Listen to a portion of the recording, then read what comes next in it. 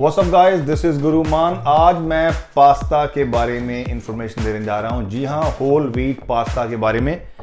मेरे पास यहां पर पास्ता है, अनकुक्ड पास्ता। तो पास्ता कुछ इस तरह का होता है, इसके अंदर काफी शेप्स होती है पास्ता की। अनकुक्ड पास्ता मतलब कच्चा, पका नहीं हुआ। तो मैं आपको इसके बारे में इंफॉर्मेशन दूंगा होल व्हीट के बारे में। देखिए, होल व्हीट का मतलब है पूरा दाना, जिसके अंदर से कुछ भी नहीं निकाला होता।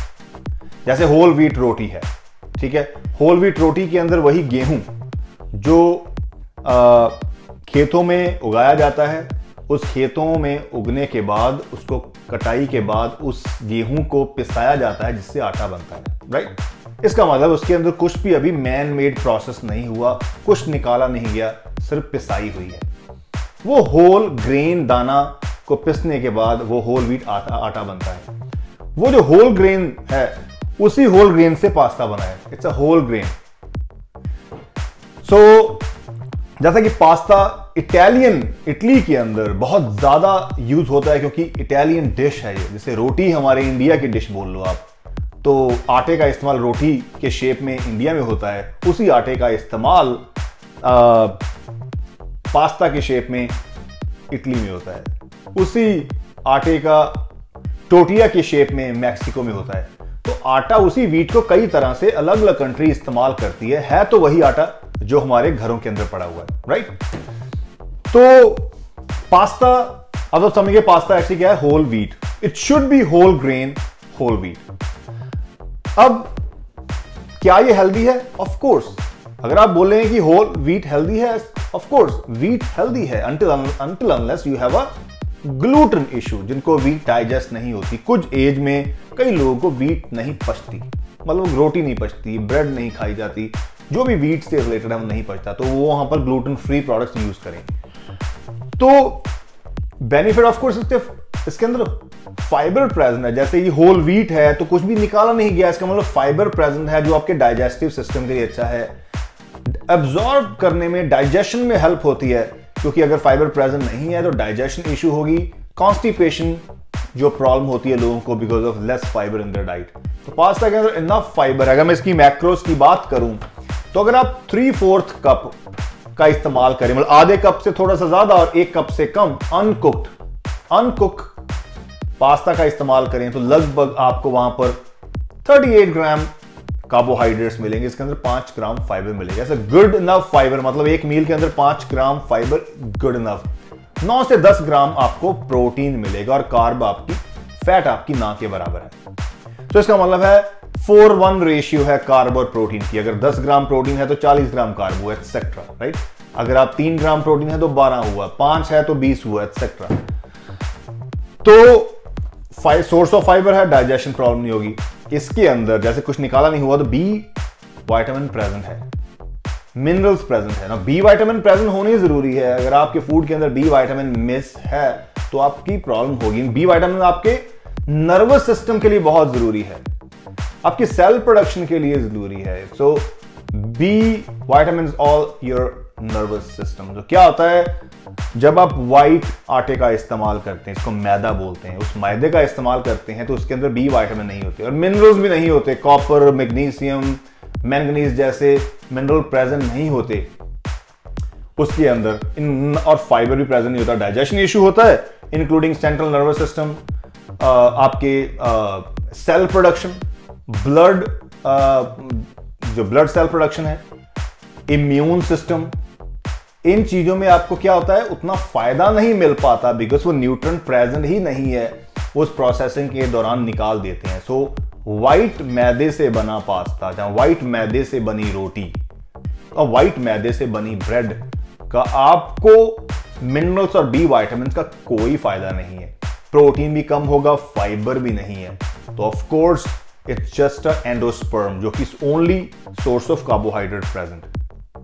तो इसलिए व्हाइट पास्ता से दूर रहें। रब दा वास्ता ना खाओ व्हाइट पास्ता। सो मतलब है कि भगवान के लिए आप व्हाइट पास्ता का इस्तेमाल ना करें, ठीक है।